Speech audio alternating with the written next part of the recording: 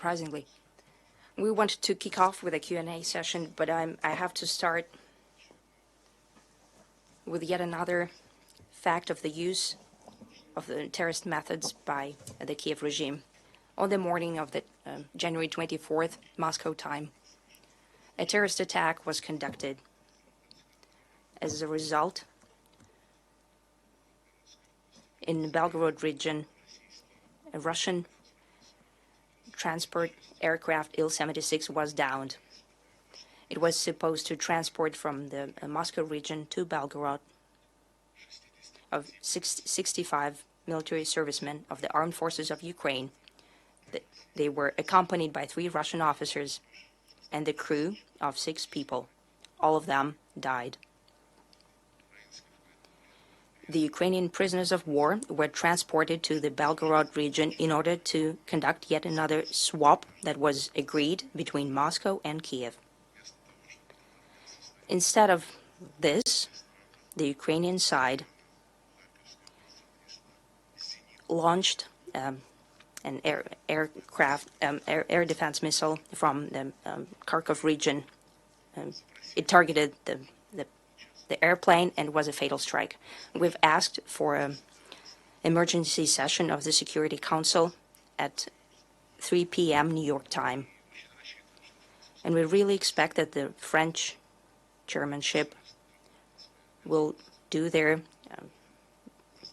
will execute their mandate bona fide and will schedule this as soon as possible. We do not want to repeat the situation of April 2022, when after the staging of Bucha, where the bodies of people were shown, and we still cannot get their names. After that staged action, the British chairmanship that was at the helm of the Security Council in April denied calling such a session for 72 hours. I hope that our French colleague will not follow the same path and will call an emergency session, as we have asked today at 3 p.m.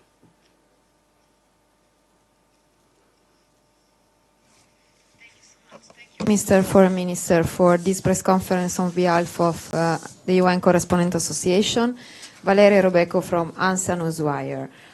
My question is on the Middle East.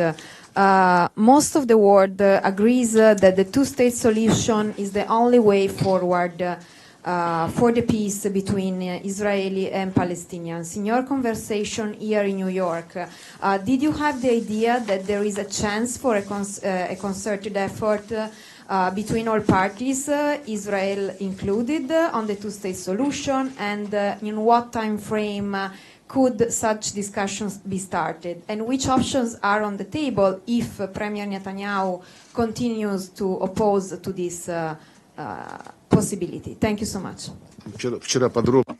Yesterday, there was a thorough discussion at the UN Security Council.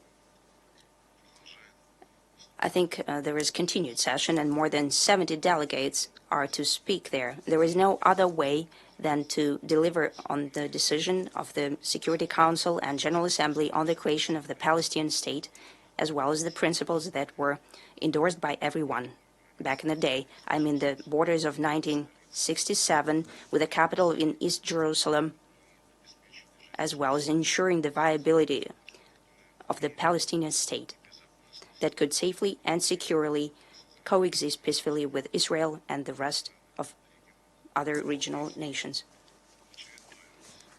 If, yet again,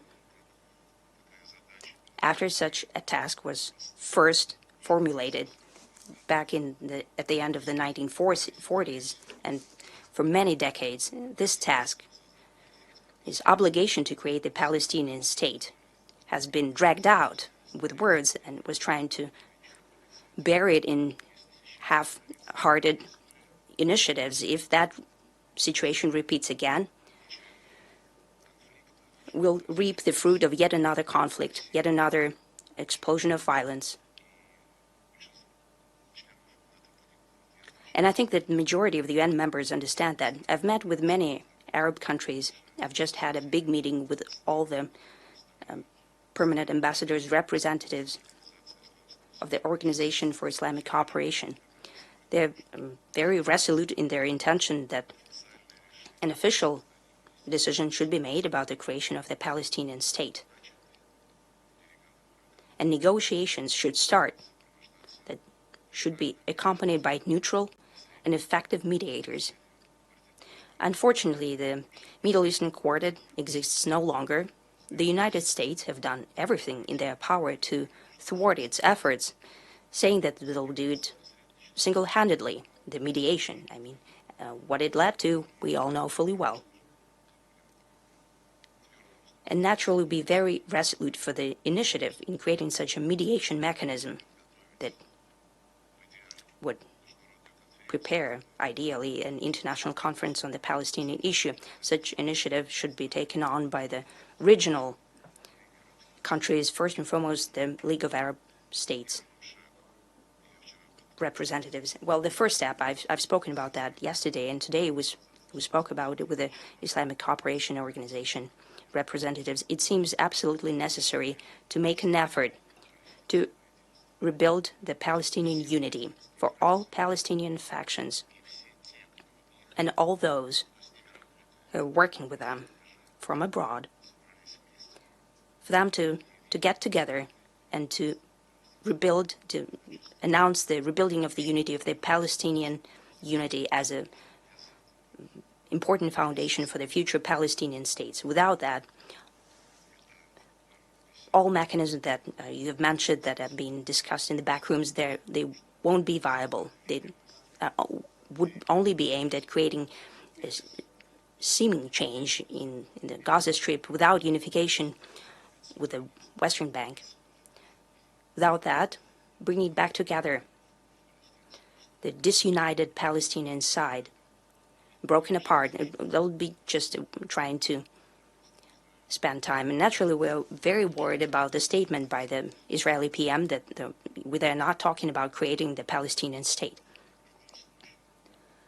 Since that, in any case, the settlement is possible only through the process of negotiations, we expect that those who have an influence on the Israeli side, more influence than we have, for example, they will deliver on their function and ensure participation of Israel in good faith in the negotiation process, and we'll try to achieve that.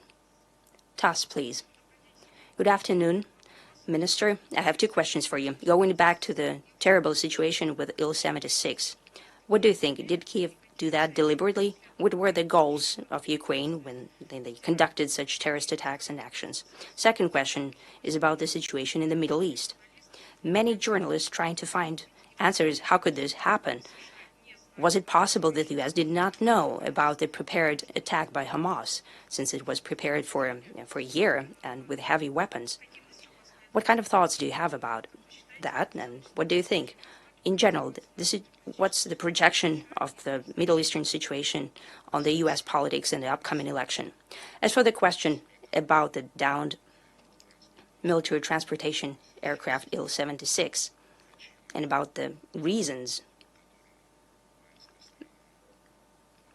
behind the Ukrainian criminal act, we're trying to find out the facts right now. The first reports that we've seen with that right away, after the aircraft was downed, after the shelling from the anti-aircraft, with the anti-aircraft missiles, the Ukrainian side mentioned yet again their victory of the victorious Ukrainian armed forces. But when they found out when it became known that it was a POW swap plane, and the Ukrainian officials from the military ministry could not know about this swap, right away the Ukrainian propaganda started to sweep it under the carpet, such overly emphatic notions of their victory. And they're trying to find other explanations. Yet again, we're just getting the information. It's being rechecked. And for that, we're also insisting on the calling of the Security Council session, where the Ukrainian side could tell us how it all happened.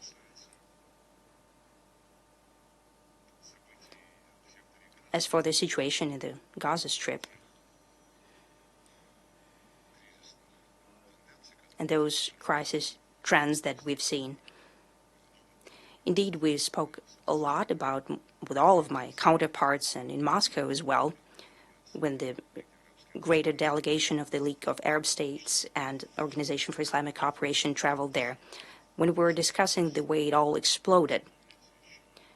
You probably remember 2 weeks before the 7th of October, Jake Sullivan gave an interview and said that the situation in the Middle East has never been so peaceful and calm for the last 20 years. Such words were said. In regard to whether the U.S. side knew about it, whether they had any signals about it, there are a lot of conspiracy theories, and you possibly remember the terrorist attack that we have condemned within Israel. There was a lot of talk saying that the Israeli special services and intelligence services did know about it. They couldn't help but know it. And there were conversations that the United States, that were following through satellites every corner of the world, and especially they were closely following the Middle Eastern region. They couldn't help but notice the movement of a tremendous amount of people, equipment, drones. They were being prepared to conduct the terrorist attack. I hear the same thing that you're hearing. Such discussions become public, but we've seen no proof, and I wouldn't want to speculate about whether that is true or not.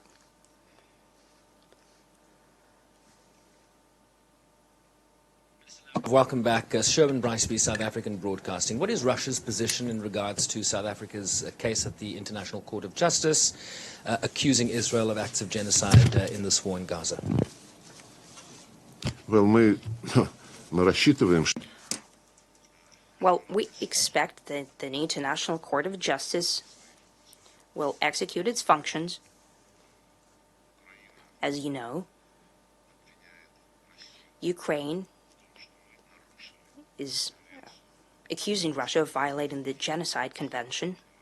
It has also applied to the International Court of Justice about 40 Western countries in the violation of all precedent are on the side of the Ukraine.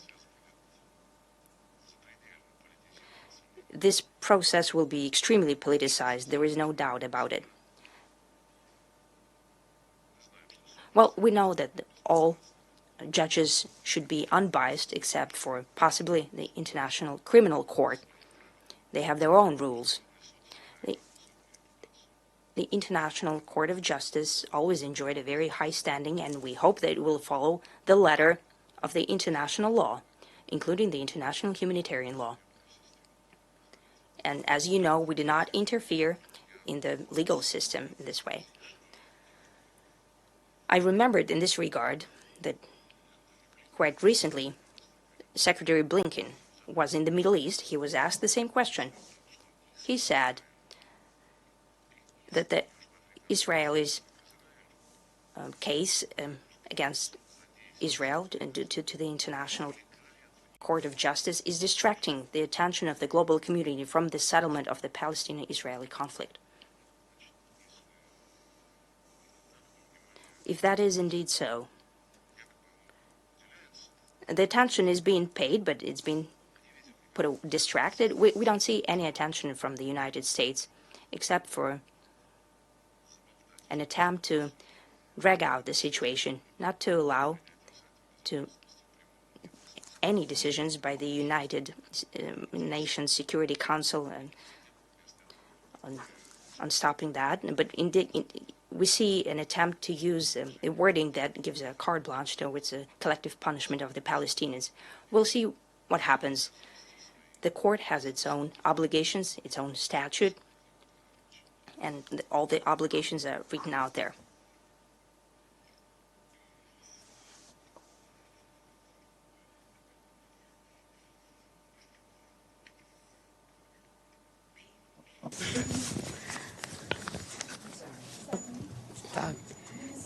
Excuse me, I'm sorry, the third row, Evelyn Leopold, please.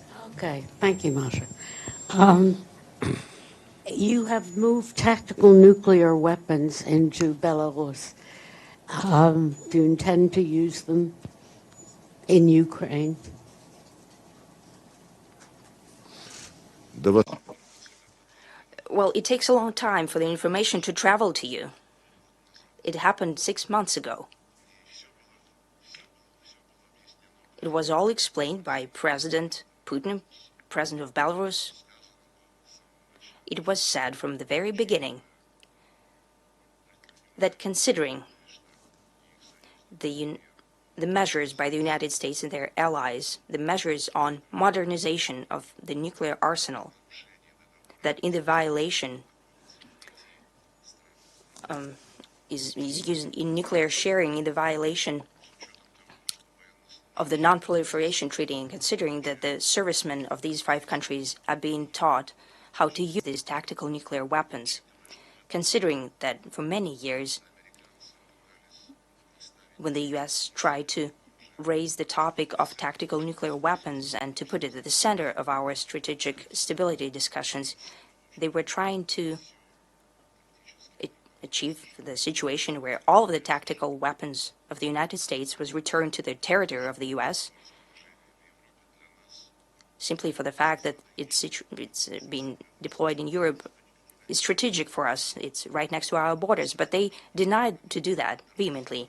And we said that since they're updating their arsenals of tactical nuclear weapons, we cannot be fully aware, we cannot fully understand why it is being done. So yet again, considering that they're denying and refusing to bring back these weapons to their own territory, upon the request of the President of Belarus, we will transfer part of our tactical nuclear weapons to be situated on the territory of the Belarus Republic. Everyone knew about that.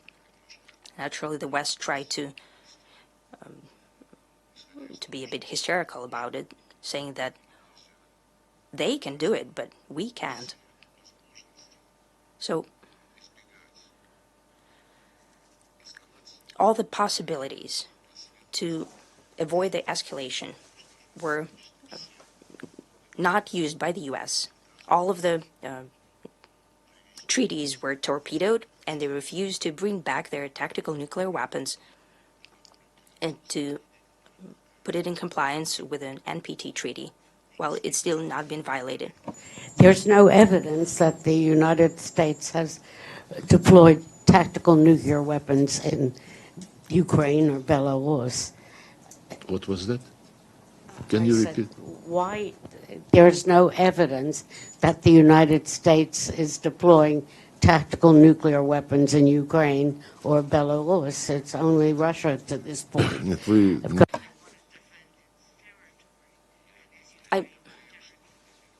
I did not say that the United States are situating their weapons in Ukraine. Well, for many years, they're holding their nuclear weapons on the territory of 5 NATO member countries. And the citizens of these countries are being taught how to use these nuclear weapons. That's what I said. That's what I've said. If this logic seems wrong to you, well, I've already mentioned the mentality of our American and Anglo-Saxon and other Western colleagues. They believe that they can do anything. Why does Russia is agreeing with Belarus about something? Well, they're not democratic countries. This is a sad mentality. It will soon stand in the way of the development of humanity. You cannot always survive on the neo-colonial approach and using neo-colonial practices. I can do everything, and you're banned from doing it. Minister Lavrov, good day to you. This is Pratiksha Gundiyal of the BBC. Minister, good day to you. This is Pratiksha Gildayal from the BBC. My question to you is, what evidence is Russia planning to present that there were indeed prisoners of war on that plane that was downed? And do you worry that no one will believe you? Что? What is that? And do you worry that the international community may not believe you unless you present evidence of war? Совершенно I have no concern about the international community not believing us. As I've already mentioned, the international community, through Western representatives and media outlets, has already proven the fact that its position is highly been discredited completely. So, for example, I'm not trying to cast doubt on anything. There was a mention made today about Bucha. And in early April in 2022, there were images by your colleagues from the BBC showed of a central street in the city of Bucha, where 3 days ago Russian military personnel withdrew from, and the mayor of the city restored his authority. The city made this announcement, and 3 days later, suddenly, the BBC shows images on the central street, the corpses of people, and soon it will be 2 years since we have requested, and there were allegations, accusations against us, imposition of further sanctions. Soon will be the second anniversary of us asking at least for the family, for the last names of the people to be provided, those last names of those people whose corpses were depicted in BBC reports. I did not interrupt you. I did not interrupt you. The BBC, as the author of this sensationalism, could perhaps look into the bottom, get to the bottom of this, the truth of what happened. So as for whether the international community believes us, as you assuming the West, of course, the Anglo-Saxons is what you're implying. We're not too concerned about that.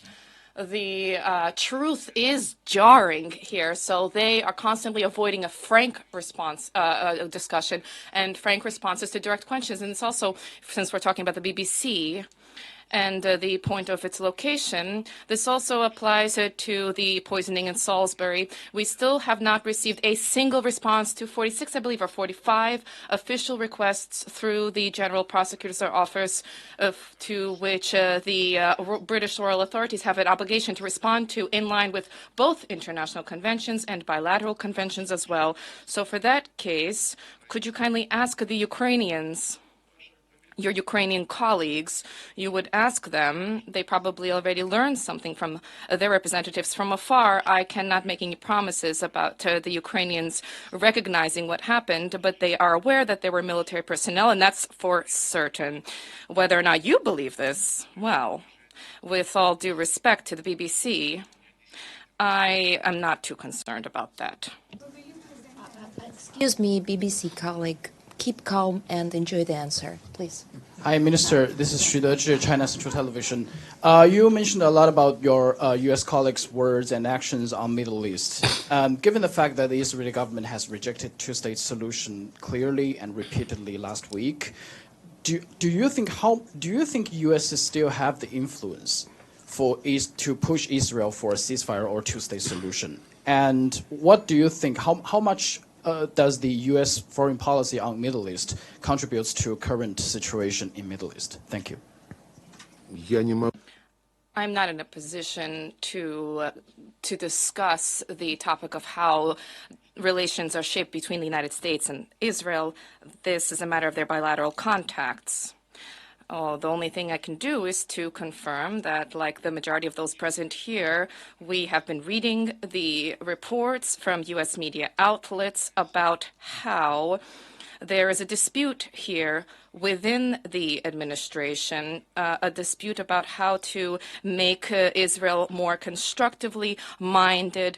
But I don't know how this will conclude. There is a president, there's a national security advisor, there's the Secretary of State, a large number of deputies. I don't know how to respond and to what degree all this speculation is accurate. I won't dwell on that. But as for the present crisis, the repercussions of the U.S. policy in the region, I believe, are viewed and understood as, uniformly by everybody. Not a single misadventure over the past decades that was undertaken by Washington with a reference to they invoked their fundamental security concerns 10,000 miles across the Atlantic. Apparently risks the security were posed. Not a single of these misadventures resulted in a situation where a country that fell under attack began to live with more prosperity and better ways. Many states no longer exist. For example, Libya, its statehood has been completely destroyed. Iraq, everybody is aware of the shameful conduct of U.S. diplomacy in their attempt to justify this aggression. Which completely failed with their so-called material evidence. And after the invasion into Iraq, the Islamic State emerged. When the United States disbanded all of the structures from the Ba'ath Party, including the army, the officers, Saddam Hussein's officers, in order to maintain safeguard the possibility of maintaining livelihoods for their families, en masse, they joined the Islamic State of Iraq and the Levant. And they comprise the nucleus of this. And the same applies to Al-Qaeda, incidentally. Not long before this, the Al-Qaeda emerged as a result of the U.S.'s invasion into Afghanistan, like the invasion into Syria. This also spawned Jabhat al-Nusra, which is now called Hayat Tahrir al-Sham. And we are aware, for example, of the fact that in Syria, those bases where the U.S. illegitimately established in the east of the country, where they are attempting to establish some kind of a quasi-state of the Kurds, thereby establishing explosive problems at the regional scale, they continue to maintain contacts with certain fighters of the Islamic State who carry out recovery efforts, rehabilitation there, they're training there, following the instructions of their U.S. handlers. They're participating in a host of operations and terrorist acts that are far beyond the Middle East. So the influence of the United States on the Middle East, as you, they say, we'll deal with this ourselves. And the same with Palestine-Israel conflict. They ended the quartet. They disbanded the quartet of the Middle East mediators, and they took everything into their own hands. We see what this resulted in. This is just another example of a situation where, as a result of U.S. leadership, we see tragedy take place. Minister, thank you very much for your time and for this press briefing. I'm here. I'm Vusala from Azerbaijan News Agency report. So my question is about how do you assess the normalization process between Azerbaijan and Armenia? And also, will Russian peacekeepers leave the Karabakh region of Azerbaijan in 2025 as defined in the trilateral agreement of the November 2020? Thank you. No. Well, President Putin personally played a decisive role in the way that the war was stopped in November of 2020 and in the agreement that was reached. A number of trilateral documents were achieved at the senior level, Armenia, Azerbaijan, and the Russian Federation. These documents determine the key parameters for the resolution, including questions of border delimitation, the unblocking of trade and transport routes, as well as the signing of a peace agreement. The relevant structures were established at the vice premier minister of the three countries who are dealing with the economic side of the question. Recently, we have been observing how, after these agreements were reached, Western colleagues decided that it apparently was incorrect that the Russian Federation was attempting to achieve progress on that track. So what they began to do was to lure the Armenians and Azeris, either Brussels, Paris, Washington, or to Prague, to bring them in. And incidentally, in Prague in the year 2022, Prime Minister Pashinyan's signed a document, and this document stipulates that he recognizes the territorial integrity of Azerbaijan within the 1991 borders.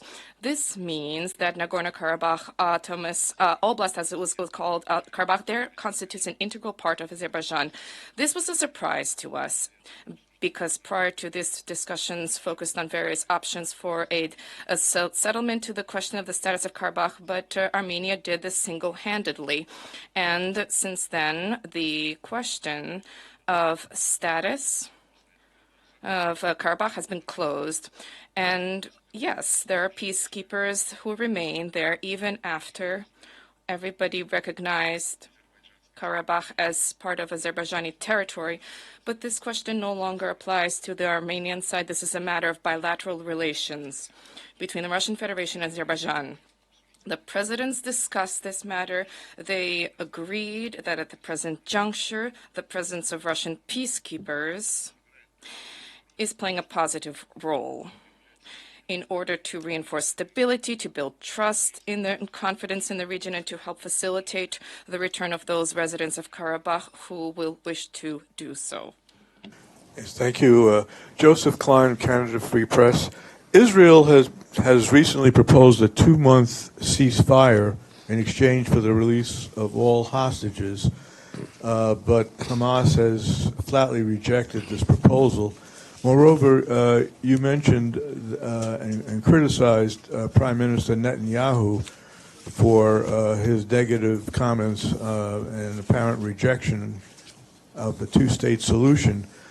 But just yesterday or the day before, a Hamas leader also flatly rejected a two-state solution with what they called a quote, Zionist entity, and in their charter, they call for the destruction of the Jewish state. So I'd like your comments on that. Thank you.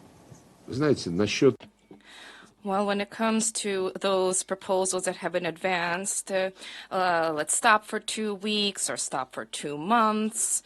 You will return hostages to us, and the other side says, well, we'll return them, but not all of the hostages. This is a trade that is ongoing, and it distracts attention from the essence of the problem. The essence, the substance needs to be an immediate ceasefire. One can discuss at great length that Hamas does not recognize the Israeli statehood, Jewish statehood, and thereby justifies the ongoing slaughter in Gaza.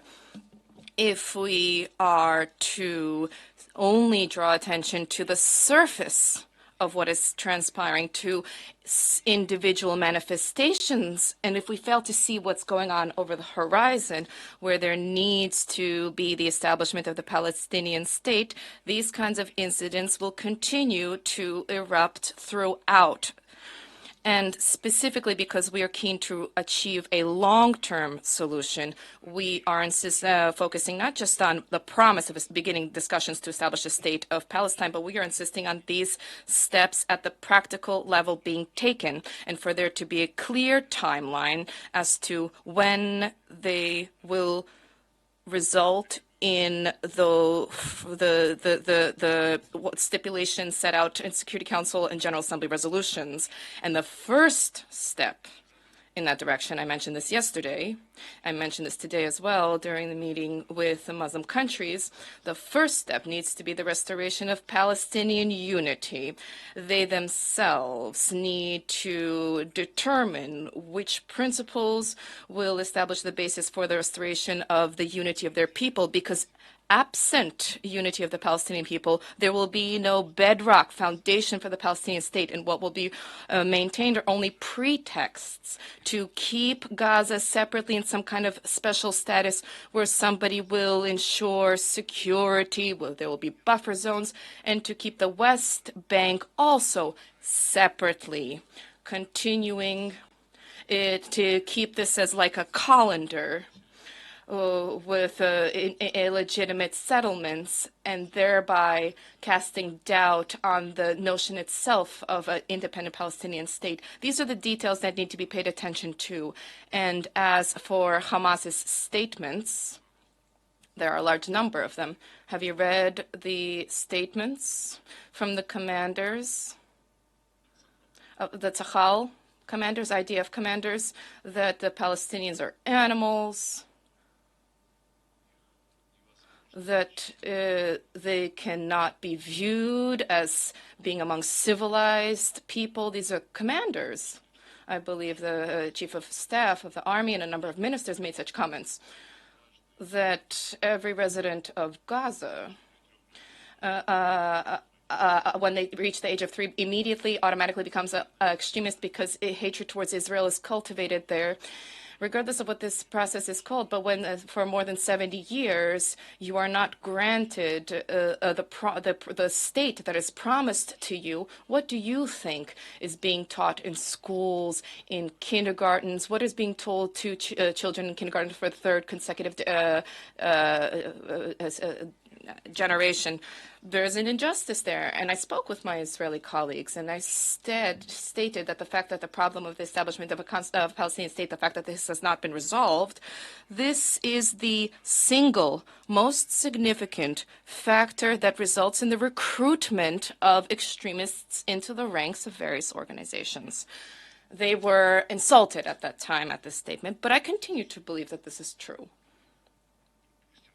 If we let this opportunity slide by, if we let this slip where everybody is observing what is taking place and they're concerned about this, and if we fail to advance a solution that upholds the interests of the Palestinians, they're having a viable state, and at the same time to uphold Israeli security interests, this is a key component of the challenge, then we will miss a very rare historic opportunity. Sergey Viktorovich, I have two questions. The first is building upon the response to the Palestinian settlement. Does the international community remember how these organizations emerged, like Hamas? How do they emerge? And the second has to do with the state of Russian-U.S. relations. What is your assessment of their level? At what stage are they at present? And are there prospects of them being completely frozen? And what will this ultimately be determined by? The level is low. The point here is we're at a low point. There are virtually no contacts, with the exception of discussions of the conditions for the operation of our diplomatic missions in the United States and the work of their diplomats in the Russian Federation. And here, too, there are a great number of attempts to secure one-sided advantages, attempts to accuse us of certain steps, even though they're perfectly aware of the fact that the whole current history with the diplomatic presence began with the decision taken by Obama in December of 2016, the decision 3 weeks before Trump's inauguration. The Democratic administration left this little present here, and they expelled 120 of our people from Washington with their families, and in an American noble way. On the date that they had to fly out to Russia, and they did this such that there was no direct flight from Washington to Moscow. Very humane here. These people are with children, including small children, on buses. More than 6 hours, they traveled by bus to New York with their families in order to sit on a plane that flies to Moscow. This is not becoming of adults, and for a long time we didn't respond because when Donald Trump was inaugurated, took up the oath, they were outraged at this approach taken by the Democrats, and we said that if you're able to redress this situation, let's wait and see, and they were unable to do this, and so then in the summer we apologized. Nobody canceled the principle of reciprocity, otherwise the country would simply not be respected, and we reacted in a reciprocal way, requesting that the same number of U.S. diplomats leave Russia. So the Americans are champions of cancel culture. They canceled what Obama did, and all of the current discussions, beginning with 2017, our people were expelled, and we did this as a reciprocal step. So it's not really honest the way that they operate. And the first question had to do with Hamas and the history with the emergence of these organizations. We discussed with representatives of the Islamic Organization of Islamic Cooperation. They remember well how all of this happened, the way that Hamas was being used in order to resist the Fatah in Ramallah and in order to balance out and through Hamas. I won't delve into the details here, but what's interesting is that in 2006, when elections were being prepared in Palestine, I remember I spoke with Condoleezza Rice, and our assessment of the situation was that perhaps it is better to advise the Palestinians to delay the elections for a little bit, because when one considered the sentiment in Gaza and the West Bank, it was evident that there was a sharp uptick in the popularity of those with radical positions, including Hamas specifically. And Condoleezza Rice said to me, no, no, no, this is how democracy works. And just recently, Hillary Clinton remembered that period and said we should not have consented to the conduct of elections following which Hamas won. And since we agreed, it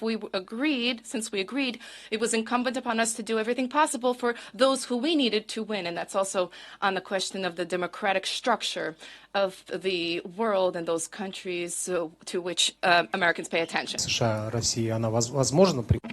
Is it possible that there'll be a reset in relations, a thawing of relations?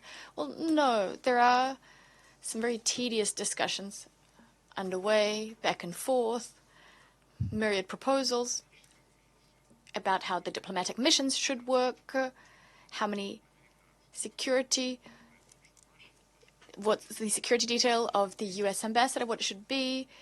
We seem to need fewer security officials for our ambassadors. So it's difficult to believe that these are the topics we're discussing. And one more topic that comes up from time to time is the Americans reminding us that there is a New START agreement and that Russia has frozen its implementation. Let's resume this work. We've told them time and time again that it says in the agreement that it's been agreed and it's underpinned by the principle of indivisible security, equal rights, mutual respect, and everything else, including inspections of nuclear sites. All of that stems from those principles. But the principles have been trampled into the ground by the Americans.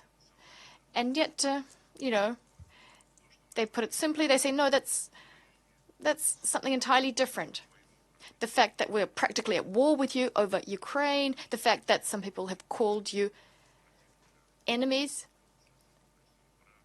Someone, in fact, actually said Russia is an enemy. Also, the fact that we've pitted practically all of Europe against you, just like back in the day, Napoleon pitted all of Europe, gathered all of Europe under his flag to combat Russia. Hitler did the same, bringing together a lot of powers under the Wehrmacht to combat Russia. And now we have Zelensky espousing Nazi ideology. They're trying to make sure that everyone toes the line in their position vis-a-vis Russia. But I had a press conference roughly 10 days ago, and I had a question put to me about this. Was there a response to the unofficial U.S. request, a request for strategic dialogue on this? And we did respond in January. We expounded on our position. We don't have anything to say at this point in terms of the types of weapons enshrined in the New START agreement. We can discuss that, but there can't be any inspections, especially given the fact when we've had cases where our strategic sites have been shelled by long-range weapons. The Ukrainians did that, weapons which couldn't have reached those sites without U.S. assistance to modernize them. So I'm sort of evading the question, if you will, but that is my answer. Very much. What happened? There's too much COVID and other bad bugs floating around New York. You are among friends. I know. It's always nice to see you in this room. Thank you for giving us this press conference. Mr. Foreign Minister, are you concerned that North Korea will no longer seek reunification with South Korea, and are increasing tensions on the Korean Peninsula a concern for Moscow?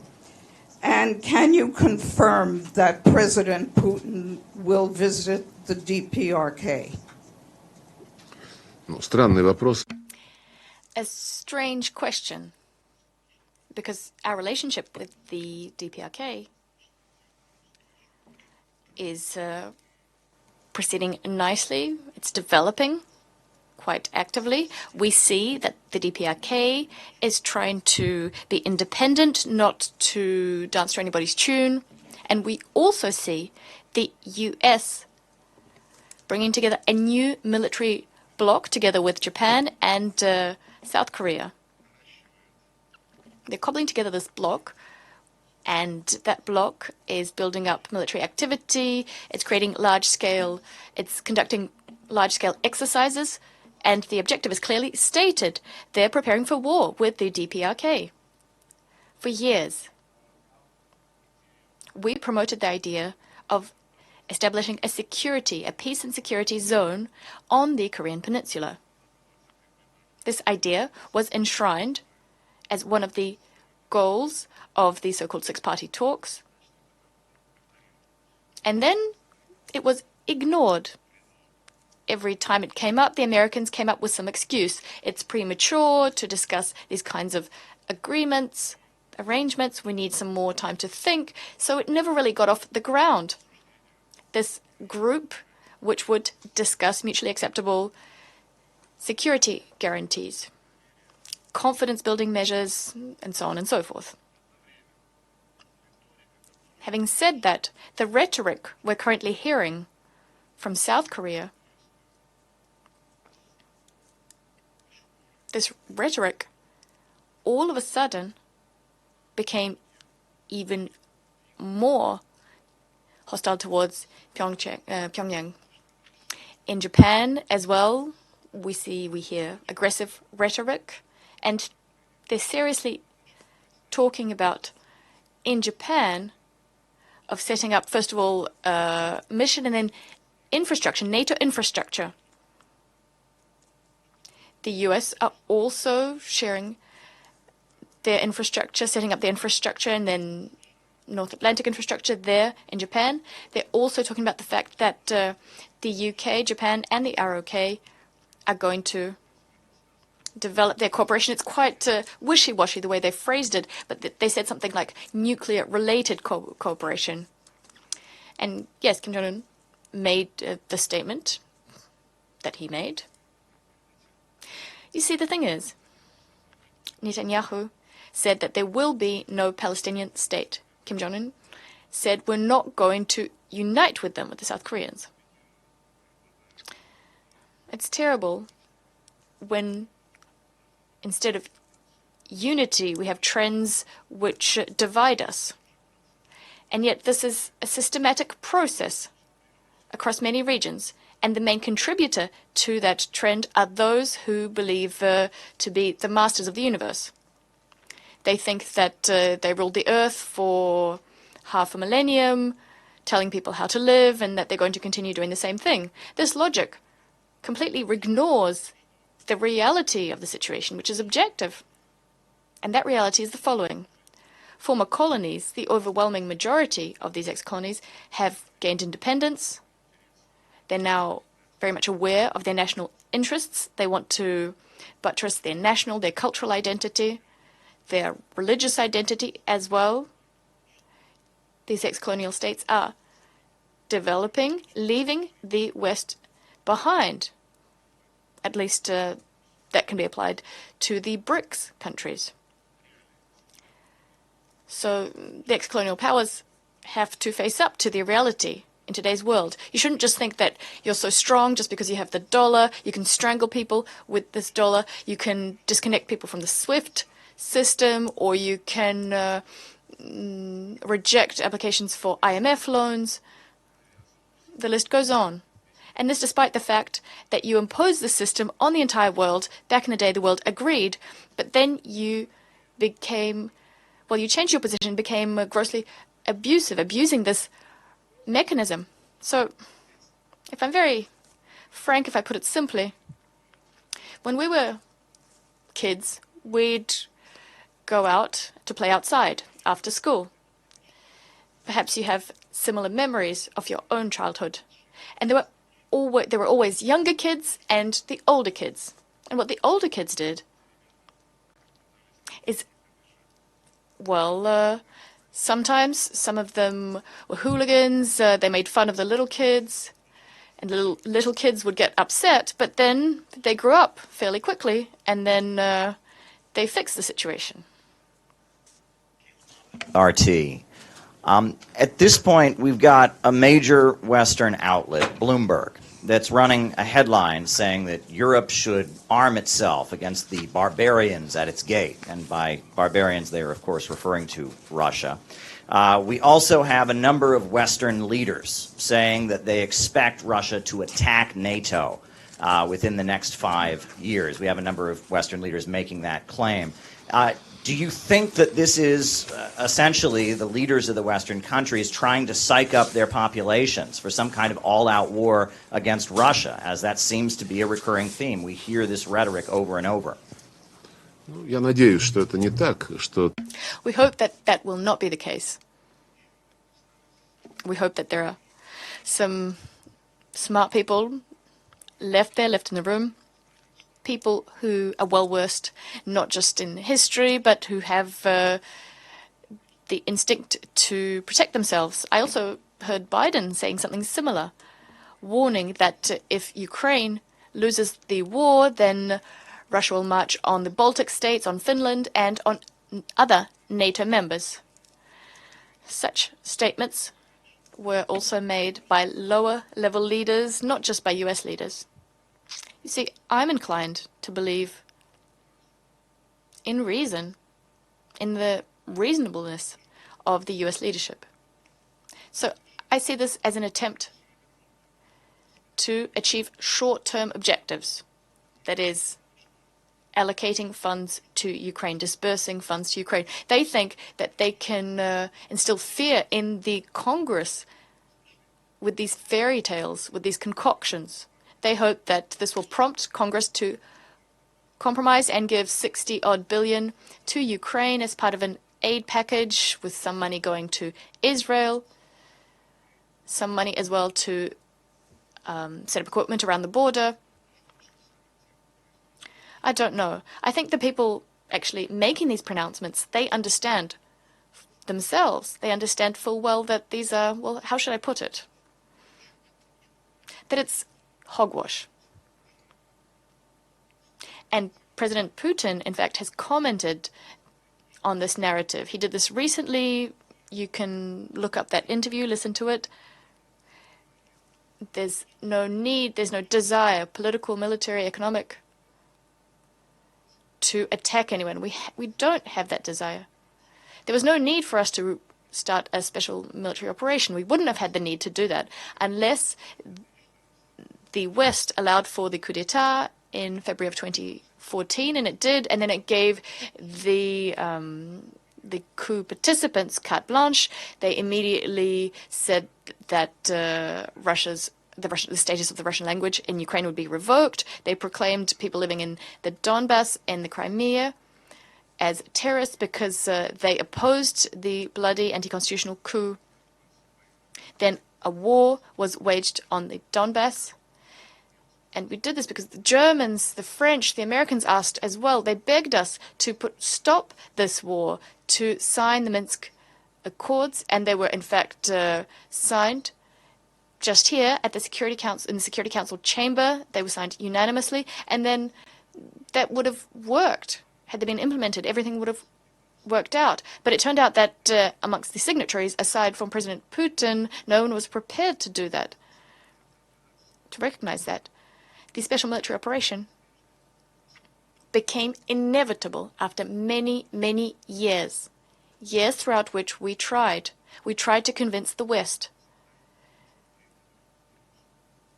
that they shouldn't turn Ukraine into a direct threat on our borders, not 10,000 miles away, like the US used to say, Iraq, Afghanistan, Libya, Syria, Yugoslavia. They said that these states posed a threat to US interests. But we're talking about a country that's bordering our country. It's not an ocean away.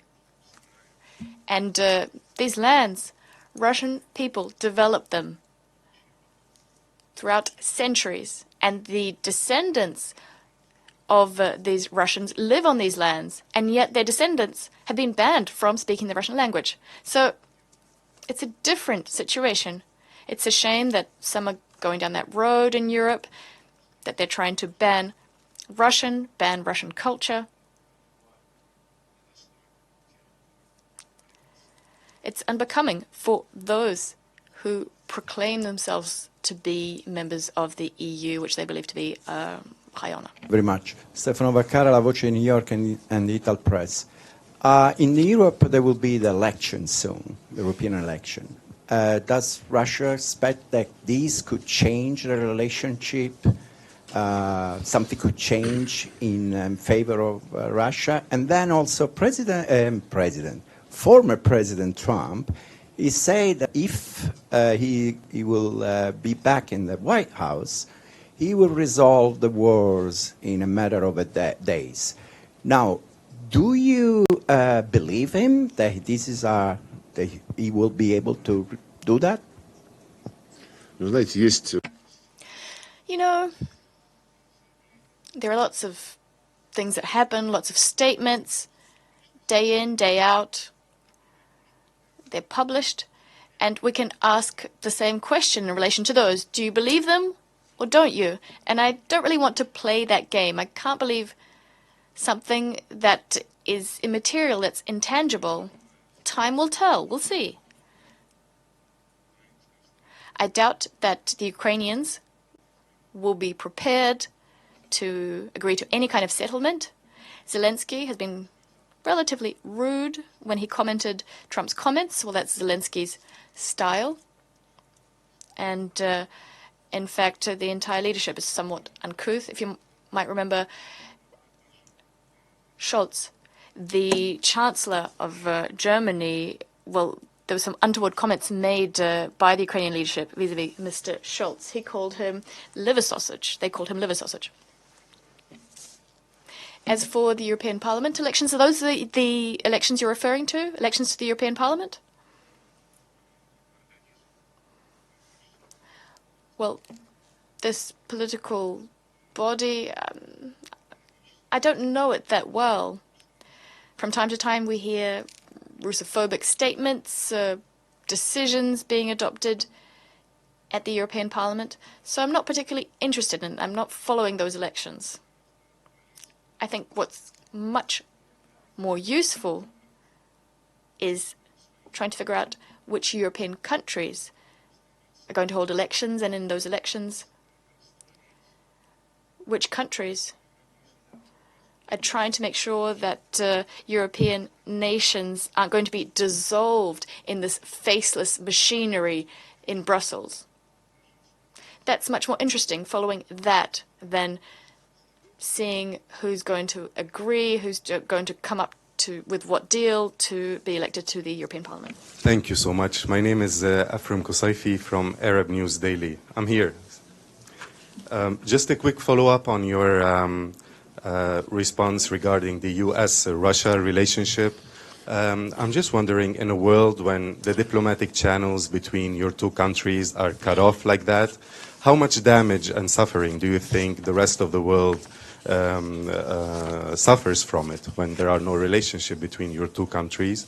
And what, in your opinion, would it take for Russia and the U.S. relationship to get back on some sort of a normal track? Thank you. Well, as for my concerns about the rest of the world suffering from the current situation in the U.S.-Russian relations, I don't know how to answer that. I'd like to ask you to tell me What kind of satisfaction did the world receive from our normal relations, relatively normal relations with the U.S.? What was the pleasure in those relations? Well, in an abstract sense, isn't it great that they're talking to each other? Well, that's the notion. If you don't specify what right now is happening and how the rest of the world is suffering from it, well, it seems that it can be said that many raise an alarm with the fact that there is greater escalation, military rhetoric. Possibly no one wants to have a big war. We have been through big wars in our history multiple times. However, the actions are done by the U.S., the doctrinal documents of the United States, as well as NATO documents, have it enshrined that we are the main direct threat, and China is the main challenge on the next in the next stage. They're using these carefully worded formulas. Moreover, they're trying to engage neutral countries. Now Finland is in NATO. We don't know what it would gain from that. As for Sweden, the process is moving on. Yesterday I met with the Foreign Minister of Switzerland. He was trying to convince me that they can do as before. Now they can be mediators in any process. And I tried to explain that a mediator must be unbiased and neutral. And Switzerland was famous for its military neutrality and in a wider sense of neutrality. That allowed it to be a successful capital of the UN in Geneva, and to host different negotiation processes, and with that to make its contribution to the peaceful development of the world and different regions. He said that we're still prepared to do that and we're at your service as always, but I tried to point out that right now they have a national security strategy. It has been already endorsed, and it will date for 2024 till 2027. And this national strategy of Switzerland stipulates that Switzerland is prepared and has an interest in building European security, not with Russia, but against Russia. There are such examples as well, something on a smaller scale than Russia-US relations, but such examples I have just given to you, they reflect how systemic, the systemic actions of the main guarantor of the Western unity, that everyone is following the anti-Russian and Russophobic positions. And that's regrettable. Thank you very much. My name is Marion Schmickler. I'm with ARD German Television. And I was wondering whether you've had a chance in the last couple of days to meet up with former President Donald Trump or with members of his campaign team. Have you already written an article about it?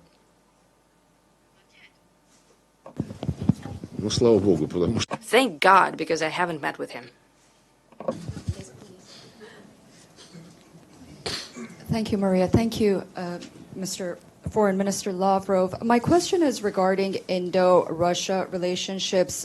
Just recently, we heard that there has been an Eastern maritime corridor between the two sides, and I wanted to get your opinion on how Russia views the potential impact of the Eastern Maritime Corridor on the country's trade relations with India, and also its broader economic interest in the Pacific region as well. Thank you. Это вопрос. I think this is a question that requires a great answer, a big one, a detailed one. But we, as an overwhelming majority on the Eurasian continent, have an interest in new corridors that would ensure, first and foremost, cheaper logistics, faster delivery of goods than it happens right now, or through the Suez Channel or around Africa. And number three, everyone has an interest in creation of logistic and transport chains that would not depend from the West. They will be independent of those who systematically abuse their position in global trade and global transportation routes. There is a north-south corridor that would allow to bring from the Baltic Sea goods efficiently, reliably to the Persian Gulf. There is a plan to connect ports of Russia in the Far East and India. There is also an initiative, Europe, Middle East, India. That's all. It's up to the Western Europeans. They're promoting this topic. For us, the priority is the north-south corridor, and it will benefit India directly. It will go through Russia, Azerbaijan, Iran, and further down to India. And Pakistan has also an interest in that. Right now, there are plenty of discussions. The Northern Sea route is of great interest to India and China. The Northern Sea route, considering the global warming factor, and a promise that it will be very soon will be navigable all year round, it will compete with all other transportation routes, winning more time by 1/3 compared to the Suez Channel. We've discussed that with the Indian colleagues, not through our ministry, but it's up to Ministry of Economics, Finance, heads of government. But it's one of the main future tasks for our regional development. Spasiba. My question is regarding Afghanistan. Recently, you mentioned the importance of Taliban engaging with the National Resistance Front and also to establish an inclusive government. I was wondering if you can elaborate on that statement that you made and also clarify the part about the engaging with the National Resistance Front. And also you met with a Foreign Minister of Iran, Amir Abdullahian, yesterday. Did you talk about what is going on in the Red Sea and the Houthis? If you can also give us something on that. Мы это обсуждали. Yes, we have discussed it. There is an aggression taking place in the Red Sea, a direct illegal aggression in the violation of all principles of international law. The organizers of this aggression, they're aligned when they're saying that this is self-defense in accordance with the UN Charter. Our mission in New York has distributed yesterday or today, you quite possibly have it, they have distributed a document that provides all the necessary arguments, argumentation that was used by the UK and the US, and they're showing that this is just pillaging and not self-defense. As for Afghanistan, we've never evacuated our embassy in Kabul. It continues to function. We're keeping in touch with the Taliban. There are people who have the real power in the country. But we, as the rest of the UN members, do not officially recognize Taliban, as they have taken upon themselves an obligation on several matters, including the respect for human rights, first and foremost, women and girls, also creating an inclusive government, inclusive in terms of ethnic background and other, because there are Uzbeks, Tajiks, Pashtuns, and Nazareans. But politically, they're all Taliban. We're not talking about the ethnic composition, but we would like to have ethnic, religious inclusivity as well as political inclusivity. There was former President Hamid Karzai and Chief Administrator Abdullah and other non-religious leaders who would like to stay in their country, and they would like to help bring it back,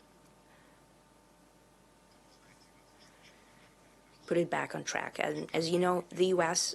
don't give up the money of the others, $9 billion that could be used to solve acute humanitarian social matters in Afghanistan, but they pocketed $9 billion of Afghanistan's money, and they don't explain it. As for the National Resistance Front, indeed, it acts in the north of Afghanistan. Their position does not give us hope that we'll be prepared to enter dialogue with Taliban, but it should be strived for. They're all Afghanis and we're standing for it. However, for that, those who have an influence on the National Resistance Front, the National Salvation Front, they also need to encourage the peaceful approach, but not just take it as a given the continued military actions that happen from time to time. Thank you. My name is Anas Sabbar from Sky News Arabia. Two questions. The first one is, do you think the quartet on the Middle East is dead? And does Russia now playing an active effort to fix what happened recently? That's number one. Number two, there are multiple reports saying that the White House and the State Department and the Pentagon are in discussion to withdraw the U.S. forces from Syria. I don't know if you answered this before, but what is your comment on that? As for the quartet, I have commented on this topic in detail and here in New York as well. For many years, possibly starting from the point when the roadmap of Palestine-Israeli settlement was endorsed, it was many years ago, we, Russia, advocated for a fully fledged membership of the League of Arab States in the quartet, because it seemed that it was half colonial, U.S., Russia, EU, the UN, and no one represented the Arab countries, and it was about the Middle Eastern settlement. The only thing that was achieved was that the rest of the quartet members agreed to invite from time to time the representatives of the League of Arab States when the main discussion would have already been over, and to simply inform them on what the senior partners have agreed upon, whether they have agreed on something. Right now, when I've mentioned the term that we have an interest in a new effective mediation mechanism, I have also noted that the leading role should be played by the regional countries. What I've taken from my multiple discussions with these countries, with Jordan, Qatar, Emirates, and other colleagues, that they are prepared to take over such an initiative and to spearhead it. It would not be easy, since the instincts die hard, and the U.S. instinct is to solve all the issue on their own and to tell everyone what they're supposed to do. That, for example, Mahmoud Abbas should appoint someone as a Gaza protector. These instincts are hard to get rid of. We have no discussions with the U.S. on the Middle East. And here, collective efforts in the support of the regional states would be quite in place. They will be well placed. But it was annihilated. And I think that the new mechanism should consist of the core from the regional countries, if they consider it reasonable to engage Russia, China, and other countries from outside. It will be up to them. It will be their decision. And I think that everyone would have to agree then to work in lockstep and without launching some schemes in parallel that would distract attention from that. As for the withdrawal of the troops from Syria, well, that already happened once when Donald Trump, then the president, mentioned that they're leaving Syria. Right away, the leaders of Syrian democratic forces asked us and our military servicemen to help them establish connection with Damascus. In several days, the U.S. reconsidered, and the representatives of the Syrian democratic forces and Kurds stopped asking for our facilitation of contacts with Damascus. they returned right away under the U.S. wing. It's not a matter of them withdrawing or not. They're illegally there, and those political forces among the Syrian Kurds who expect to have the U.S. Umbrella and their protection, they're betting morally wrong. Minister, I'm over here. This is Sharifa from Anadolu. Pentagon has indicated a willingness to work with Turkey to move away from the state of conflict, and it's referring to Turkey invoking the Montreux Convention. And this has widely been understood as a desire to repeal the convention. What are your thoughts on this? And another question is President Putin... One second. Who expressed interest? Pentagon. Pentagon. Oh. Yes. And is there a plan for President Putin to visit Turkey in the near future? Thank you so much. As for the Pentagon statement, as far as I understood it from your words, I haven't read it, but they said that they will try to get Turkey to change the trade regime right now. When right now the military ships are not to enter the Black Sea.